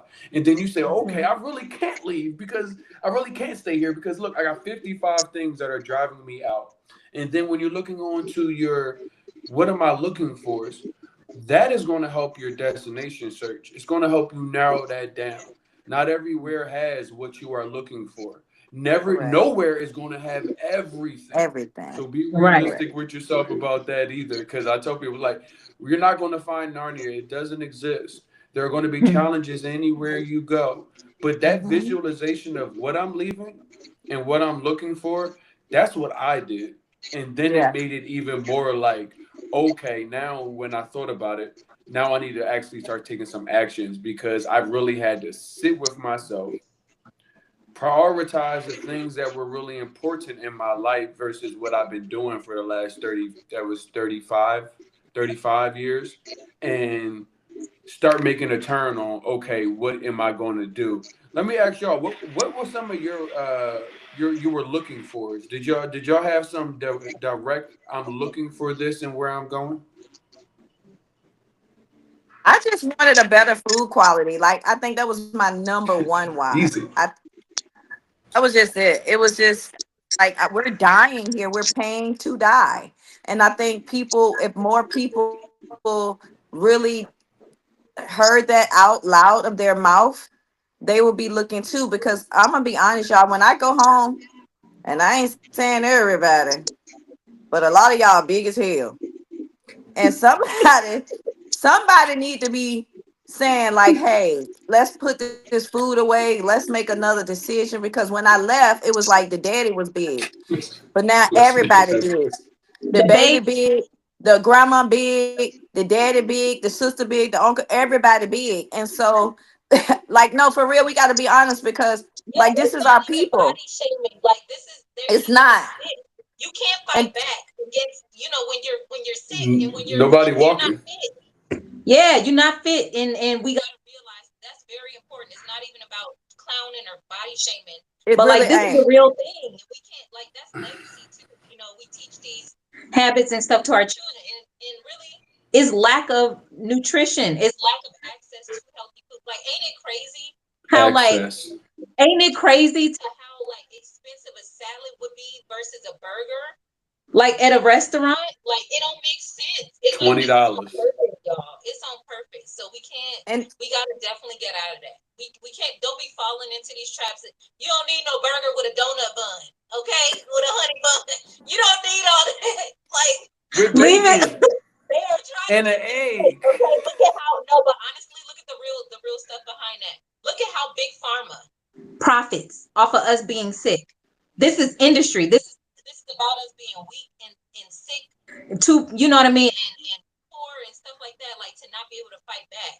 We can't. You You have to be. First of all, that stuff clogs your mind too. listen. It's So many things it's that so frustrating. it's so That shit is frustrating. frustrating. It's so obvious though. It's like once you're outside of it, it's so like they trying to kill us. I don't have to worry, but like Yeah. everywhere I go to the market, I go to the corner store, they got fresh vegetables, organic this, organic. Everywhere. They don't have to be labeled organic because you can go on the street and I got mango trees and soursop. I got all kind of trees on my street. The the fruit man come down the street every day. Like, this is it's so much more accessible when you get outside Yeah. of that, and we don't realize why we're there. We live in food deserts out there. Like, look at how they got us in these situations. we don't And have. Philly is big food desert.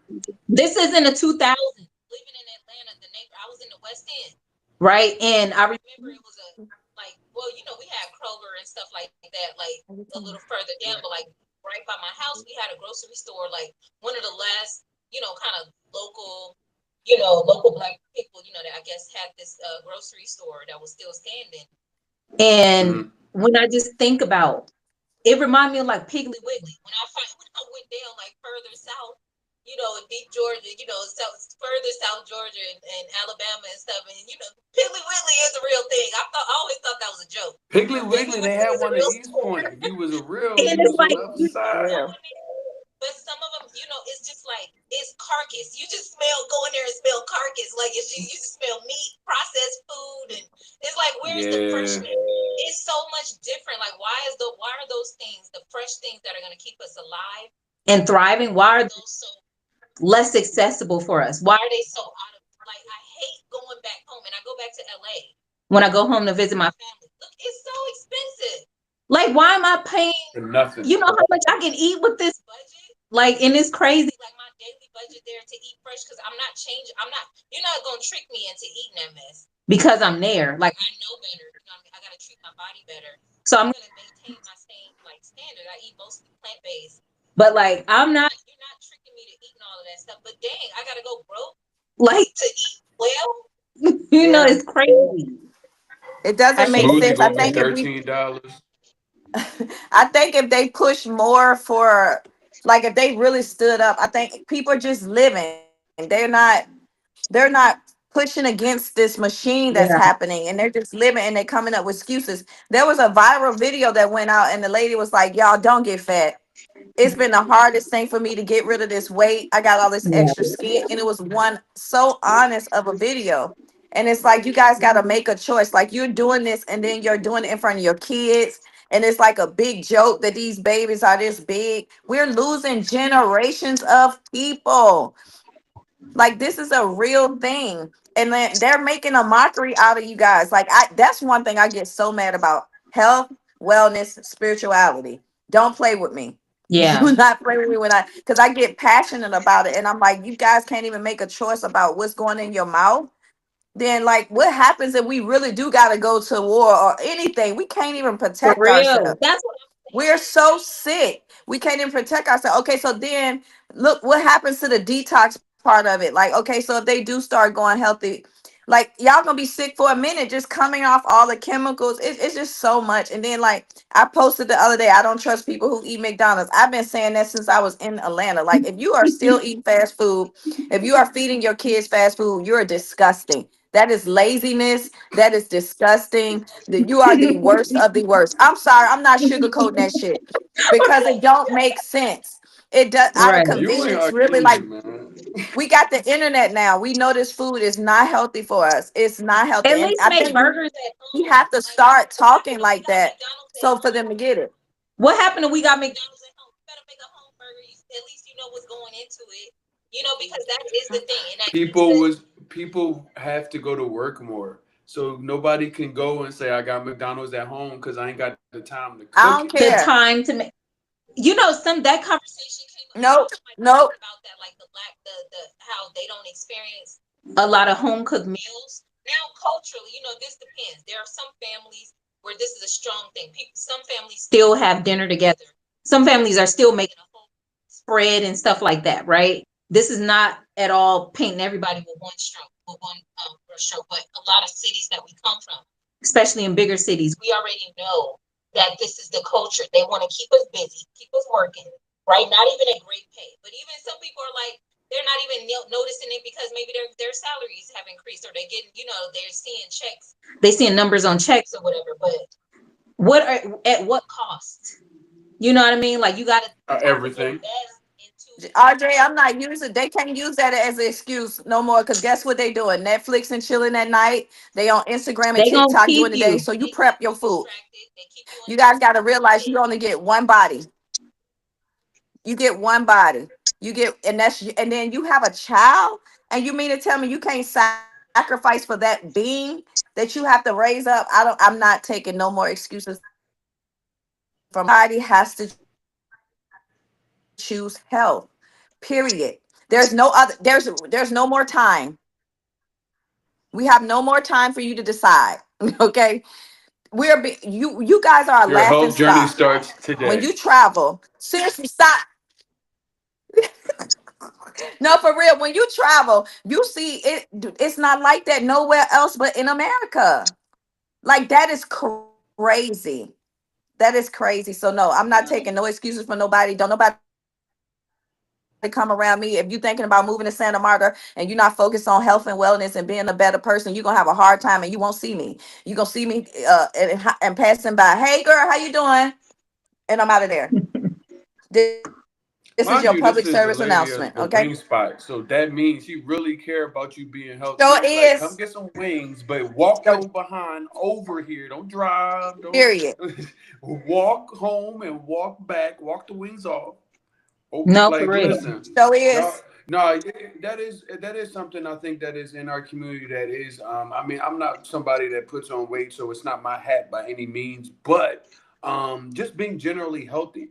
Most people think, oh, if you're big, that means that you're unhealthy, like automatically, or you're skinny, that means that you are healthy. Like, Yeah, nah, that yeah, don't yeah. work like that. I still have to go and make sure that I'm working out, doing stuff because y'all have to realize that what I was saying earlier, Tisha, like a lot of people don't have the time. And as us as entrepreneurs, our time is a little bit more flexible than somebody rigid in a box, got to drive 2, 3 hours to work.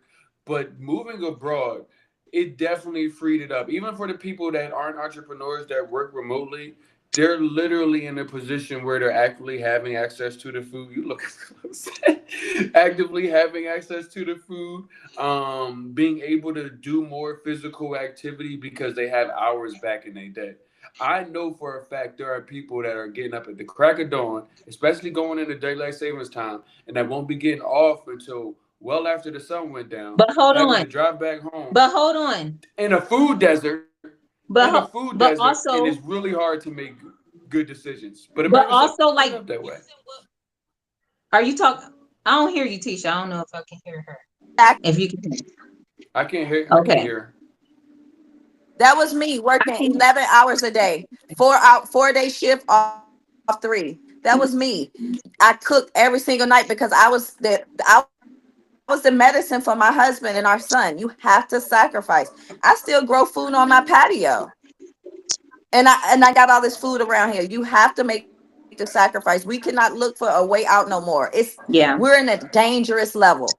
We are in a It's gonna dangerous take a. level. A more serious I agree with approach, that. which I love. Actually, listen, we need the tough love. It's enough soft. Softness that's been going around along this topic, where it's like we pacifying. It's not about like we ain't call it ain't about no body shaming. It ain't, like, again, you can be skinny and don't have the No, nutrition, and the fitness and stuff that you need, right? So like, it's really. We have to be serious about this. I love seeing how they're like community gardens that pop up. Like, this has been a thing, especially amongst us in different cities.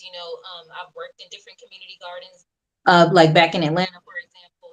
There are people who see the importance to this, and also carrying our traditions. I was talking to somebody recently about, like, you know, having fruit trees and stuff like that in my backyard growing up in my childhood home. And you have you go my auntie house, and she got a patch of collard greens and bell peppers, and you know what I mean. So this is a tradition that a lot of us, came from, and we've lost it. again, with the convenience, We live in such a microwave society, and they are keeping mhm, us working. Yeah. We are working more. hours, but when Think about it in your leisure time. you have a choice, are we Netflixing? Like, how about you're cooking while you're Netflixing? And you're gonna be tired. This is a war waged against us. We didn't start it. But guess what? We still in it. We're Still in it. okay. It don't matter. Matter if we didn't start it. It don't that's matter if it's true. not our fault. If we didn't We are still. still in it. And so what are you gonna do? Lay down, roll over, and die? Like, no, you have to fight back, because again, this is our legacy too. Think about our children. The habits that we start That you start in childhood is harder to break away from. later on in life. Like, we know this when you get to working out You don't see results right. right away. You know what I mean? But like more More seriously, don't start a child out on a bad foot. Like, so many children, look at the rates and stuff of diabetes and all of this stuff in children. give them a chance. Give at least your children a fighting chance. A Start chance. walking. You Period. got Nah. chance. You If you can sit at brunch like brunch partying. and stuff like that is more popular, if you can sit somewhere and brunch and eat and drink, then you can spend some time walking somewhere or doing a fun activity that's active. We have to make better Better decisions. So I agree with you, Tisha. It's about discipline. It's about, Hallelujah. listen, it's about making the decisions. It ain't no excuses. No excuses. Okay, It's we're no not Do, past. excuses. do y'all want to know the None. elephant in the room? Y'all want to know the elephant in the room, y'all? And I What? don't mean by like funny elephant, but like seriously. You actually might not be able to move abroad if you're not in good physical condition. I say that is because many Correct. times places for people that are have mobile issues, walking for a long time, going up hills, down hills, elevation, heat, all of those things. I feel like in a lot of the places that you can say, oh, people are looking to move abroad are like big on outside activity and not having a car and the walkability and accessibility of things. But if you can't get up and down stairs or you can't walk up and down the street, it's going to be really hard for you to actively survive when That moving part. abroad. So part of what you may need to do when considering moving abroad is start to make better health. And I agree with you there because I have to tell people when I consult with them, whether they're looking to relocate or even just saying, hey, we're coming for the weekend. I'm like, okay, who's in your party? What kind of mobility issues do you have? Because we're in Colombia and some places Mhm. don't have an elevator. It's a beautiful rooftop view, but it's a 4 stories that you may need to walk up. Are you in physical health to walk up in four stories? Those things can definitely impact you when looking to move abroad that I don't think a lot of people realize that they're thinking, oh, well, there's Period. accessible places everywhere for me, and I'm like, no, I walked down the I was at at a resort on Saturday, y'all, and I walked down this corridor. Now y'all know I'm tall and skinny, and I was walking down this corridor, and I said, if I'm a little bit bigger and I had something on this side and this side, I might have to walk down sideways.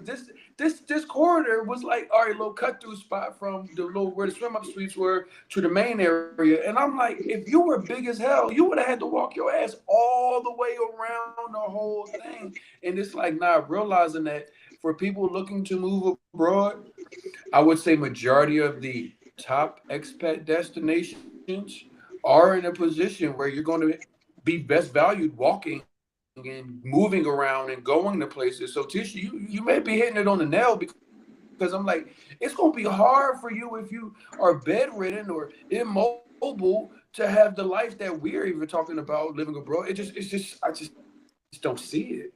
I just don't.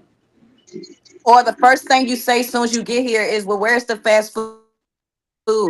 Well, where's the American food? Like, ugh, Mm. Well, look, This is another interesting thing. go to You come to Medellin. Colombia Go to looking for Medellin. Arby's, you need to listen, be no, deported. A lot of like there are No, like don't, healthy no, no, no, habits no, too. no, too, no, no, don't go to that Medellin. exists. Other places like it's a lot of fried stuff, which is what I don't like. Like as far as street food and stuff, I don't eat a lot of. Well, I don't eat any street food really. But like it's like everything is fried, and so it's stuff like that too. Bunch of meat, bunch of Yes. fried stuff, bunch of corn. So it's like, look, Everybody, Corn, a arepa with yeah, I'm cheese, a telling. bunch of it's like cheese and everything that's gonna clog your on the cheese. arteries and stuff like that. But like So this this, is a global thing too. But we know 100%.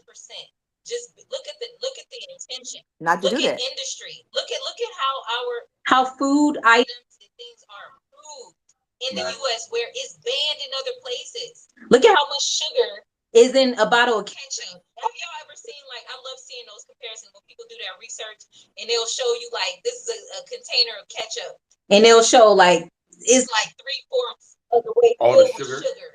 you don't even realize How you're eating it, right? Like we're Sweet Baby Ray's barbecue sauce. They need to be out of business. The amount of sugar. Everybody that's black done been to a barbecue with the Sweet Baby Ray's barbecue sauce. It got like 40, 50 grams of sugar. And when you see the amount of sugar that is in the bottle, it's like there's no way that they put this much sugar in there. And sure enough, it's in there. So yeah, yeah, y'all but definitely they start making plot. some better there's decisions actually from a it's a war that's been waged, and it's like we just have to realize, like, just wake up to that. It don't have to like If you think of it from the right way of as in preserving yourself, in your family. You don't have to look at it like, oh, it's so depressing. They just, you don't have to give up on it. You know what I mean? Like, it is depressing. that's the reality. If this This is the situation. you're constantly under attack, However, are you just gonna roll over and die, die, or are you gonna do something about it? That's my perspective. That's how I like to look at it. It's like we have options. you can do what You can with what you you have. have. You don't have to have the best situation to make Something, of it. But yeah, again, this is us also. being inspiration to say like, Hey, you got other options to live somewhere else too. so before it's too late, don't Don't get sick and I'm not die. going for it. I'm telling the universe live on this channel. If that person hasn't worked out that ability to choose themselves instead of something convenient, please don't send them my way. Don't do it. I can't do it. I don't have the patience. I love y'all She though. trying to tell y'all y'all need to do the work on yourself.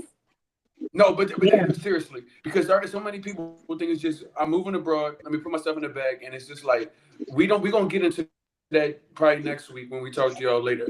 But the biggest thing y'all have to realize the work on yourself that is the putting the stuff in the bag and paying a lawyer. Like once you got the direct pipeline, that stuff is easy. It's just like okay, I got the person. Here you go. Let's get it done. But the actual work, the things that will keep you abroad, that will say the difference between somebody that goes home and somebody that is thriving, living abroad, that is having success, that is building community. It starts with the work that you do right now on you.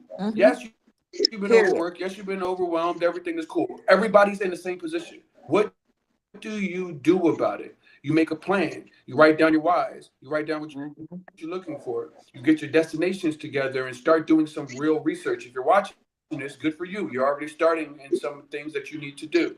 But there's a lot more that you need to do as far as from yourself. Questions that none of us can ask because you we're not We're going to ask the questions, but we already answered them. We're on the other side of TSA. It's up to you guys to answer these questions and ask them for yourself and do something with it. Not just keep coming back here. So if you guys don't know, and sometimes my That's a cast members shirt. don't know either, we will be here every Tuesday, unless we give you a heads up that we move the time. But Tuesday is 5:30 Colombian time. I say Colombian time because right now we are in Central Time.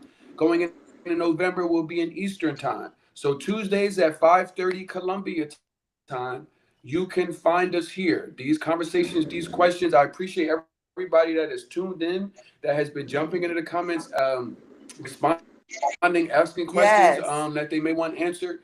This is about Yes. more so you guys helping us be able to say, okay, we went a little ahead of you guys, but we're willing to reach back and not only give you something that you need that maybe we didn't have, but hopefully spark some more conversation in America so that more people are looking to actually leave and become part of the communities that we have built. So, one, Tisha, Miss Michelee, thank you guys always for always helping this conversation get legs, having the tough questions with the audience because having the tough questions with the audience because Tisha, you and Akeem are like the resident Suge Knights. Y'all really keep the conversations real tough. Hakeem looks at the video every once in often. He's like, "Let me tell you guys something tonight." So once again, thank y'all for the energy that y'all bring. Shout out to brother Akeem wherever he may happen to be. Y'all got anything before we get out of here? Excuse me. No, no, Keep the questions no.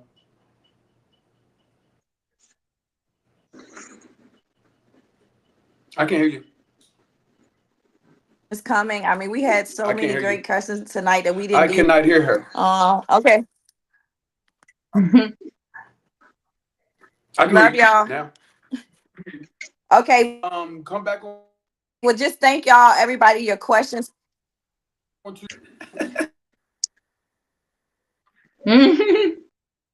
What I'm going to say to Oh, we those just that lost her. Okay. are not already following, please go to YouTube, Roots and Routes Podcast. There is all of the videos. You can also subscribe if you are in the podcast that's listening. You can go on Spotify as well as Apple Podcast. Also, November 22nd, Mood with two O's, travelabroad.com. We will be having our virtual relocation conference. So you're going to be hearing from myself. You're going to be hearing from Tisha. You're going to be hearing from Michelee. But you're also going to be hearing from Yeah. other destination experts. So we've got Colombia, we have Mexico, we have Panama, and we have South African experts coming on to help get you guys get some information, get some understanding about what this move abroad process looks like, and putting you directly into the expert's hands. So, as always, I appreciate you guys, Miss Michelee. It's good to see you. I let me real Oh, go quick for plug it. in. I have an initiative that something that we talked about earlier today about teaching people how to fish rather than just giving a fish. And so I, with a friend, have created a program called Nailed It. And we're doing our third session this year where we get young girls from underprivileged areas out here in Okay. Colombia in different cities. Now we're going to Santa Marta where Tisha actually lives.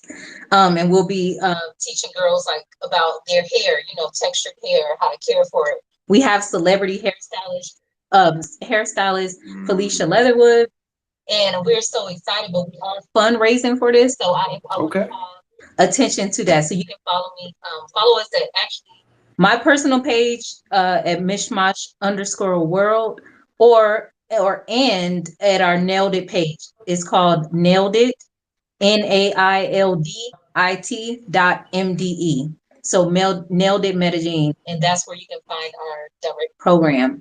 But yeah, this is a I want to call out to my community because I don't want to, it's When community is that? powered. So I do want to call attention to that to support this initiative.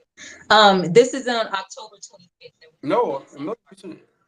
We just did it in Lima. October Yeah, we 25th. did it in Lima Okay. last month. We did it in Medellin, our very first one, earlier this year in March. And so now already in October, we have another program like supporting another group of young girls about supporting them and encouraging them in creativity and entrepreneurship. So we are actually doing the work. Like we are putting our money. This is a chance for the community power. We're asking for donations. We have a GoFundMe campaign to make this more of, this is a global effort. We talk about these things, we see these issues. And again, people, we may come from areas where, we're not, we don't have it all, you know what I mean? But it can still be more than what somebody else has.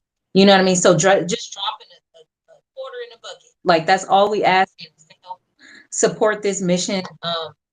Because we out here doing the good work. You know what I mean? Like I'm a person, I'm not just talking about it. I live it Nah, too. So I would love for you guys to at least check us out and support us if you can. And that's no, 100%. If you can do me a favor, Miss Chalet, if you can tag the page on Instagram, like with whatever post it is, so I can like just collaborate with it. So that way, you can go on our page and you can get the information there if you didn't happen to jot it. But I will make certain that that information is at least on our page so that you can donate. That's anywhere in the world, so you can still be at home in America. You can just go ahead. She has done Medellin. She has done Lima, Peru, as well as now this next one would be Santa Marta. And I see all of the pictures. The young ladies, they look excited to be there. They're learning actual skills.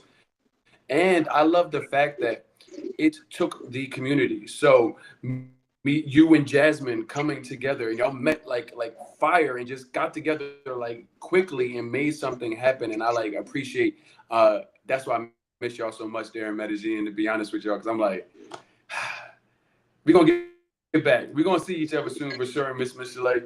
Make sure you tag me on there so that way you guys can go to Roots and Routes Pod podcast on Instagram and it'll be there. And we'll probably put some more information out there so as we continue to get closer to for October sure. 25th. So that way you guys can be a part of a global initiative to help others help others. So you always let me know if you got anything that we need to put on. Show world, baby. I will see you guys the next time. Make sure y'all putting it in your calendars. Tuesdays at 5:30 Columbia time. Tisha, we are getting off. Bye bye, We'll y'all. see I'll see y'all. y'all later. All Appreciate right, it. peace.